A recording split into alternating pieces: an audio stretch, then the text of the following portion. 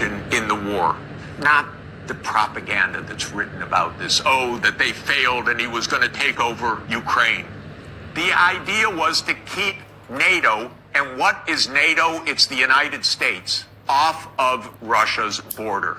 No more, no less. When the Soviet Union ended in 1991, and an agreement was made that NATO will not move 1 inch eastward. Now, what happened after 1991, the United States decided there would be no end to eastward enlargement of NATO. And the decision was taken formally in 1994, when President Clinton signed off on NATO enlargement to the east, all the way to Ukraine and into Georgia. So the NATO enlargement, as you know, started in 1999 with Hungary, Poland, and the Czech Republic. And Russia was extremely unhappy about it, but these were countries still far from the border. So the next round of NATO enlargement came in 2004. With the 3 Baltic states, Romania, Bulgaria, Slovenia, and Slovakia. At this point, Russia was pretty damn upset. So as everybody recalls, in 2007, President Putin said, stop, enough. And of course, what that meant was in 2008, the United States jammed down Europe's throat enlargement of NATO to Ukraine and to Georgia. This is right up against Russia. And Russia protested, because if Russia decided to have a military base on the Rio Grande or the Canadian border, not only would the United States freak out, we'd have war within about 10 minutes, and a month later, war broke out. That gets Georgia destroyed. And starting in 2010, the U.S. put in Aegis missile systems in Poland and then in Romania. And Russia doesn't like that. In 2010, Viktor Yanukovych was elected on the platform of neutrality.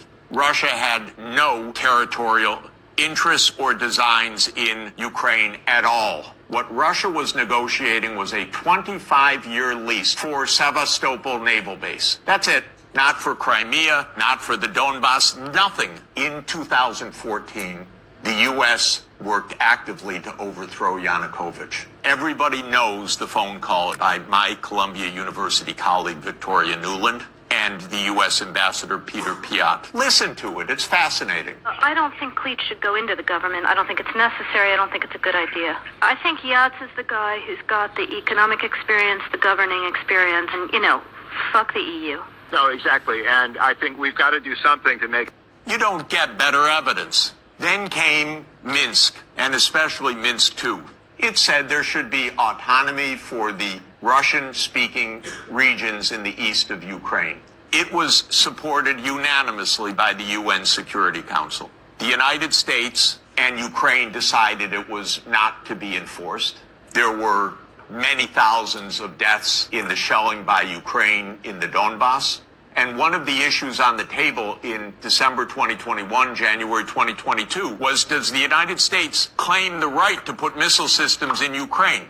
And Blinken told Lavrov in January 2022, the United States reserves the right to put missile systems wherever it wants. So the war started. What was Putin's intention in the war? It was to force Zelensky to negotiate neutrality. And that happened within 7 days of the start of the invasion. Ukraine walked away unilaterally from a near agreement. Why?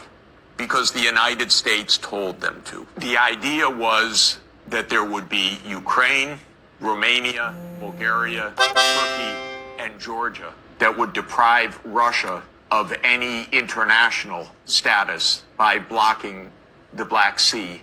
And the American senators, who are as nasty and cynical and corrupt as imaginable, say this is wonderful expenditure of our money because no Americans are dying.